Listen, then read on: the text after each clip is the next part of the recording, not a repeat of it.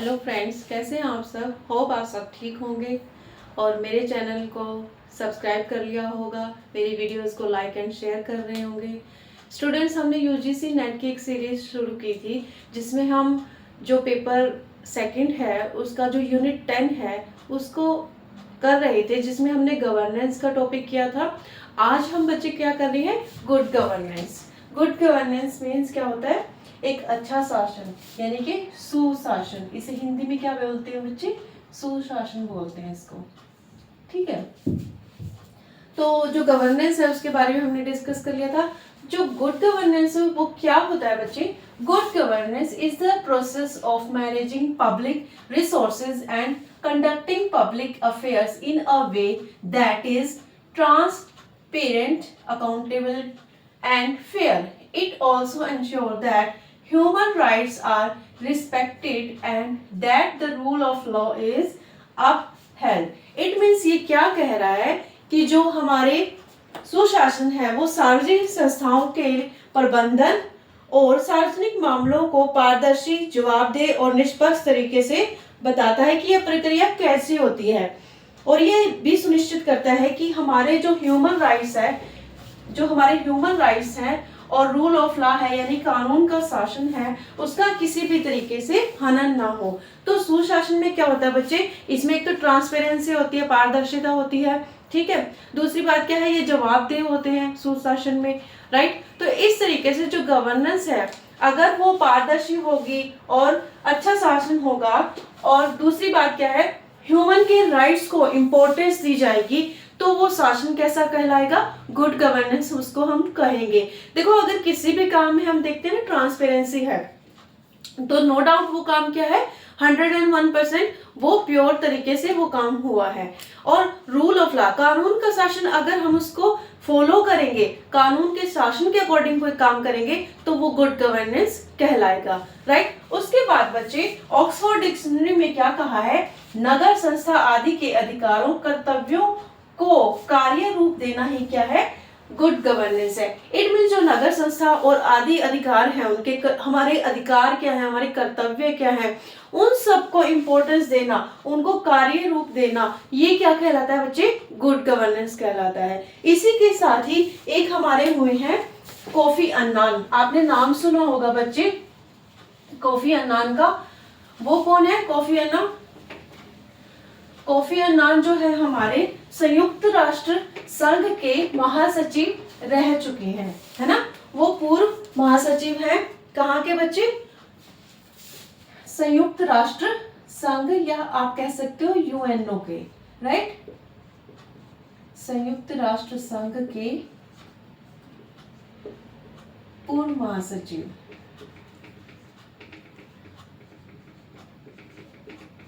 और अभी वर्तमान में कौन है बच्चे, एंटोनियो गुटेरस हमारे यूएनओ के क्या है बच्चे, महासचिव हैं। लेकिन ये जो पूर्व महासचिव थे कोफी अन्नान,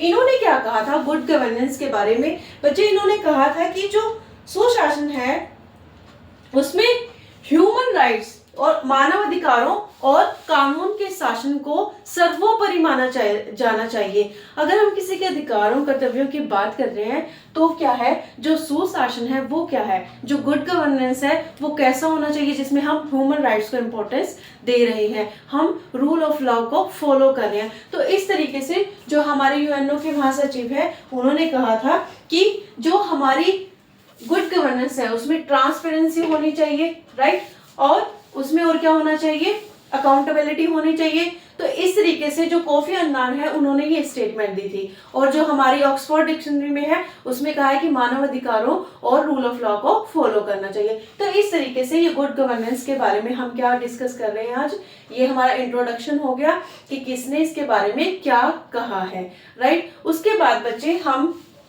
इसकी हिस्ट्री के बारे में बात करेंगे कि कैसी पृष्ठभूमि रही है इसकी, या बैकग्राउंड कैसी रही है, ठीक है, किसकी, गुड गवर्नेंस की हिस्ट्री की अगर हम बात करें। देखो बच्चे, अगर हिस्ट्री की या बैकग्राउंड की हम बात करते हैं तो सबसे पहले हम बात करते हैं भागवत गीता। ठीक है, भागवत गीता में क्या कहा है बच्चे, गवर्नेंस के बारे में उन्होंने कहा है कि जो सुशासन होता है वो कैसा होता है, जो आत्म बल से संदर्भित इन्होंने बताया है कि हमारे अंदर स्ट्रेंथ पावर या जो पावर होती है उससे रिलेट किया है कि जो गुड गवर्नेंस होती है वो बेसिकली किससे रिलेट करती है बच्चे, कि हमें अपने कर्तव्यों का पालन करना चाहिए और क्या करना चाहिए, हमें उस तरीके से, फिर हम क्या कह सकते हैं, अगर हम अपने कर्तव्यों का पालन करेंगे, हम अधिकारों की मांग करते हैं ना, लेकिन जब हम अपने कर्तव्यों का पालन करेंगे तो वो क्या कहलाएगा बच्चे, गुड गवर्नेंस कहलाएगा। अब कोई व्यक्ति है अगर रूल ऑफ लॉ के अकॉर्डिंग काम कर रहा है, कर्तव्यों को फॉलो कर रहा है कि मेरी ये ड्यूटी है, ठीक है, उसको फॉलो करते हुए उस किसी काम को कर रहा है, तो नो डाउट वो काम क्या होगा, सही होगा। उसके बाद जो बैकग्राउंड बताइए बच्चे, हमारे कौटिल्य हुए हैं, ठीक है, जो कौटिल्य का अर्थशास्त्र है ना, कौटिल्य का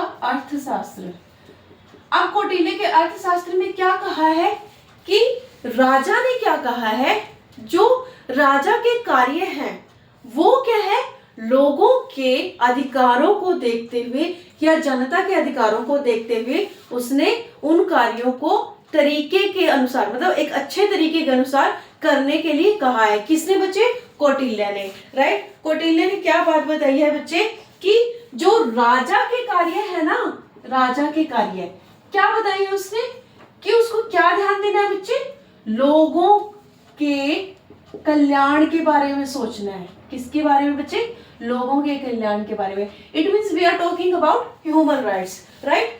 तो कौटिल्य का जो अर्थशास्त्र है, राजा का पहला प्रथम कार्य क्या है, कि वो लोगों के कल्याण के बारे में सोचे, राइट। तो इस तरीके से भागवत गीता और कौटिल्य का हमने पढ़ लिया। उसके बाद बच्चे महात्मा गांधी ने क्या कहा है, जो हमारे महात्मा गांधी हुए हैं ना, महात्मा गांधी जी, उन्होंने कहा है सुराज, सुराज क्या है, सुराज क्या है, सुशासन है, ठीक है।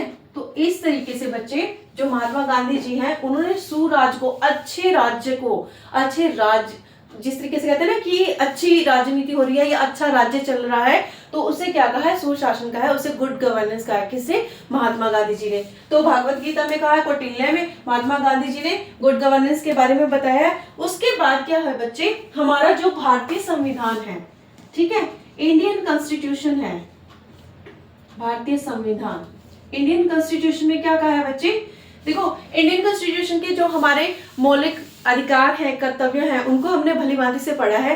तो उसमें क्या कहा है, इंडियन कॉन्स्टिट्यूशन में सिर्फ एक ही बात कही है कि ह्यूमन राइट्स के अकॉर्डिंग हर एक कार्य होना चाहिए। गुड गवर्नेंस उसी को कहते हैं, वो अच्छा गवर्नेंस होता है या वो अच्छा शासन होता है जहां ह्यूमन राइट्स को इंपॉर्टेंस दी जाती है, उसके मौलिक अधिकारों का हनन ना हो, किसी भी व्यक्ति का, किसी भी नागरिक के मौलिक अधिकारों का हनन ना हो। तो संविधान में क्या कहा है कि वही शासन अच्छा है जहां पर मानवों के अधिकारों की रक्षा की बात की जाती है। यहां पर एक और चीज कही गई बच्चे कि जो लोकतंत्र है, ठीक है, लोकतंत्र, रूल ऑफ लॉ, कानून का शासन है जो, ठीक है, कानून का शासन, यानी कि जो रूल ऑफ लॉ है और हमारी डेमोक्रेसी है, वहां पर क्या है, हमारे सुशासन के बारे में बताया है कि जो कानून का शासन है वही अच्छा शासन है, वही सुशासन कहलाता है। दूसरी बात, हमारे इंडियन कॉन्स्टिट्यूशन में कहा गया ना, हम धर्मनिरपेक्ष लोकतंत्रात्मक गणराज्य, संप्रभुता संपन्न समाजवादी धर्मनिरपेक्ष लोकतंत्रात्मक गणराज्य के बारे में बताते हैं। या ये जो राज्य है, ये जो राज होगा वही क्या कहलाएगा बच्चे, गुड गवर्नेंस कहलाएगा। गणराज्य पर आधारित जो राज्य है वही क्या है, अच्छा राज्य है। उसके बाद बच्चे सतत विकास के लिए, यानी कि कॉन्टिन्यूस हमारी डेवलपमेंट के लिए क्या होगा, इस 6 सतत विकास के लिए क्या है बच्चे, लक्ष्य 16 के बारे में बताया है। अभी लक्ष्य 16 क्या है, कई बार क्वेश्चन आ जाता है कि लक्ष्य 16 क्या है गुड गवर्नेंस में। तो बच्चे ये क्या कहलाता है गुड गवर्नेंस में, जहां पर हिंसा, अपराध, आतंकवादी दंगे ना हो, जहां पर हिंसा, अपराध, आतंकवादी दंगे जैसी घटनाएं ना हो, ठीक है, वो क्या है बच्चे, लक्ष्य 16 है। इसमें भी लक्ष्य 16 में यही बताया है कि इस तरीके की कोई भी मानवों के अधिकारों की अवहेलना ना हो और व्यक्ति क्या है ऐसे सभी स्तरों पर, मतलब इस तरीके का कार्य हो कि सभी स्तरों पर क्या हो, ह्यूमन राइट्स की को वैल्यू दी जाए, उनको इम्पोर्टेंस दी जाए। तो इस तरीके से जो लक्ष्य 16 है उसके बारे में हम जान सकते हैं। उसके बाद बच्चे क्या होता है, 1990 में क्या हुआ था, 1990 में बच्चे 2 रिपोर्ट प्रकाशित हुई थी 1990 में, ठीक है। एक तो थी हमारी governance and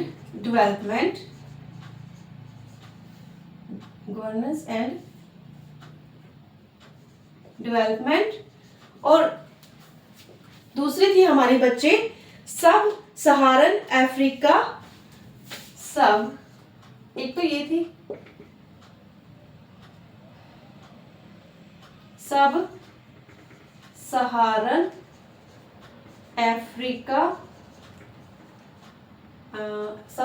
Africa and from crisis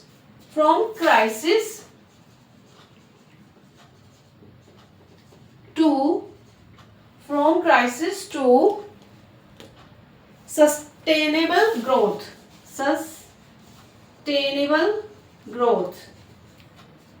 ठीक है बच्चे। तो ये 2 रिपोर्ट प्रकाशित हुई थी जिसमें ह्यूमन राइट्स के बारे में या गुड गवर्नेंस के बारे में बताया है कि गुड गवर्नेंस क्या होती है। वो इसके रिपोर्ट में किसने बच्चे, ये वर्ल्ड बैंक ने क्या की थी, 2 रिपोर्ट प्रकाशित की थी। तो बच्चे ये इंपॉर्टेंट क्वेश्चन बन जाता है यहाँ पर कि वर्ल्ड बैंक ने 1990 में कौन सी 2 रिपोर्ट बताई थी, governance and development and sub Saharan Africa from crisis to sustainable development, right. तो इस तरीके से बच्चे क्या है, ये हमारा जो हिस्ट्री है या बैकग्राउंड है उसके बारे में, गुड गवर्नेंस के बारे में हमने डिस्कस किया कि भागवत गीता में क्या बताया, जो कर्तव्यों का निर्वाह है, पालन है, वही क्या है, गुड गवर्नेंस है। कौटिल्य के अर्थशास्त्र में कहा है कि जो राजा के कार्य है, लोगों का कल्याण करना ही क्या है, गुड गवर्नेंस है। तीसरा महात्मा गांधी जी ने कहा है सुराज, अच्छा राज, सुशासन ही क्या कहलाता है, गुड गवर्नेंस कहलाता है। उसके इंडियन कॉन्स्टिट्यूशन में लोकतंत्र, रूल ऑफ लॉ, डेमोक्रेसी, कानून का शासन, ह्यूमन राइट्स, हमारा संपूर्ण संपन्न धर्मनिरपेक्ष लोकतंत्रात्मक गणराज्य, ये सब ही क्या है बच्चे, गुड गवर्नेंस कहलाता है। तो ये हमारी एक बैकग्राउंड हो गई है। उसके बाद हम डिस्कस करेंगे इसके प्रिंसिपल्स के बारे में।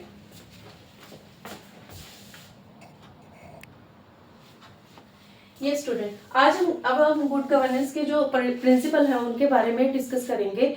तो जो इसके प्रिंसिपल हैं वो वर्ल्ड बैंक ने क्या बताया है कि जो विकास है, यानी कि जो हमारा सुशासन का विकास है या हमारा सामाजिक, आर्थिक, राजनीतिक विकास है, वो किस तरीके से हो सकता है, वो तभी हो सकता है जब हम लोगों के कल्याण के बारे में बात करेंगे। जो जरूरतमंद लोग हैं, जो निचली पीढ़ी से संबंध रखते हैं, जिनका अभी विकास नहीं हुआ है, जिनको चीज़ों की जरूरत है, तो उसके वर्तमान और भविष्य को सुधारने के लिए हमें सुशासन या गुड गवर्नेंस की जरूरत है। ये किसने कहा बच्चे, वर्ल्ड बैंक ने इसके बारे में एक्सप्लेन किया है। तो जो इसके प्रिंसिपल्स हैं, उसके प्रिंसिपल में सबसे पहला प्रिंसिपल आ जाएगा पार्टिसिपेशन, भागीदारी। किस तरीके की भागीदारी, जब गुड गवर्नेंस है उसमें सभी की भागीदारी होनी चाहिए। इट मीन्स यहाँ पर जो महिला है, पुरुष है, गरीब लोग हैं, जरूरतमंद है, उन सबकी क्या है, पार्टिसिपेशन होना बहुत जरूरी है। किसमें बच्चे, गुड गवर्नेंस में। तो ये क्या है, इसका प्रिंसिपल कहलाता है। सॉरी। सेकंड है हमारा रूल ऑफ लॉ, कानून का शासन। कानून के शासन का पालन करते हुए हमें मानवाधिकारों की रक्षा करनी है, ठीक है। और वही क्या कहलाता है बच्चे, गुड गवर्नेंस कहलाता है। इट मीन्स हमें रूल ऑफ लॉ, कानून के शासन को मानते हुए, उसको फॉलो करते हुए क्या है, गुड गवर्नेंस से रिलेटेड हमें कार्य करने होंगे। इक्विटी एंड इंक्लूसिवनेस, न्याय संगत एवं समावेशी। इक्विटी क्या है बच्चे, सबको क्या है, एक समान समझना, यानी कि समता मूलक समाज की हमें क्या करनी है, कल्पना करनी है। इसमें ये नहीं है कि सिर्फ गरीब ही या अमीर व्यक्ति ही इसमें पार्टिसिपेट कर सकता है गुड गवर्नेंस में। इसमें गरीब और अमीर सभी क्या कर सकते हैं, पार्टिसिपेट कर सकते हैं। किसमें बच्चे, गुड गवर्नेंस में। इफेक्टिवनेस एंड एफिशिएंसी, हमारे जो गुड गवर्नेंस है ना बच्चे, इसमें क्या होनी चाहिए, प्रभावशीलता होनी चाहिए, और क्या होनी चाहिए, हमारे अंदर एफिशिएंसी होनी चाहिए, दक्षता होनी चाहिए। किस तरीके से, जैसे समुदाय की जरूरतों को पूरा करना, उसका ही मतलब जो जितनी भी संस्थाएं हैं उन्हें क्या करना है, समुदाय के लोगों की जरूरतों को पूरा करना है, और अधिक से अधिक क्या करना है, उत्पादन करना है। एक तो समाज के जो लोग हैं उनकी क्या करनी है बच्चे, उनकी नीड्स को फुलफिल करना है, ठीक है। और कितनी एफिशिएंसी है, यानी कितनी उत्पादकता या उन सब चीजों को हमने क्या करना है, बढ़ावा देना है, वो क्या कहलाता है, गुड गवर्नेंस कहलाता है। ट्रांसपेरेंसी, अब जो भी देखो, जनता के सामने जितनी भी मतलब कह सकते हैं ना, जितनी भी आवश्यक चीजें होती हैं उनको पता होनी चाहिए, ठीक है। अगर लोगों को जानकारी नहीं होगी तो वो किस तरीके से अपने जो विचार है या अपनी जो बातें हैं वो गवर्नमेंट तक पहुंचा सकते हैं। या एक एग्जांपल लेते हैं हम मीडिया का। देखो, मीडिया को क्या होना चाहिए, ट्रांसपेरेंसी होनी चाहिए, ठीक है, किसी भी बात को कहने की। अगर मीडिया हर एक न्यूज को ट्रांसपेरेंटली हर एक व्यक्ति तक पहुंचाएगा और सच न्यूज देगा, सारी सही न्यूज देगा, उसमें किसी भी तरीके की मिलावट या फिर झूठ नहीं होगा, तो क्या होगा, जो लोग हैं वो जागरूक होंगे और उन्हें हर एक चीज की नॉलेज होगी। तो इस तरीके से हम मीडिया का एग्जांपल ले सकते हैं। ट्रांसपेरेंसी, गवर्नमेंट जो भी काम कर रही है वो लोगों की भलाई के लिए होने चाहिए और वो ट्रांसपेरेंट होने चाहिए लोगों के प्रति, राइट, ना कि गवर्नमेंट के प्रति। वो क्या कहलाता है बच्चे, गुड गवर्नेंस कहलाता है। उसके बाद है जवाबदेही। जवाबदेही में क्या आ जाता है बच्चे, कि जो हमारी जो सरकार है ना, सबसे पहले तो गुड गवर्नेंस का जो मेन एम है या उद्देश्य है वो क्या है, सरकार के बिना लोगों के प्रति जवाबदेह, मतलब लोगों के प्रति जवाबदेह है, सरकार के प्रति नहीं है, ठीक है।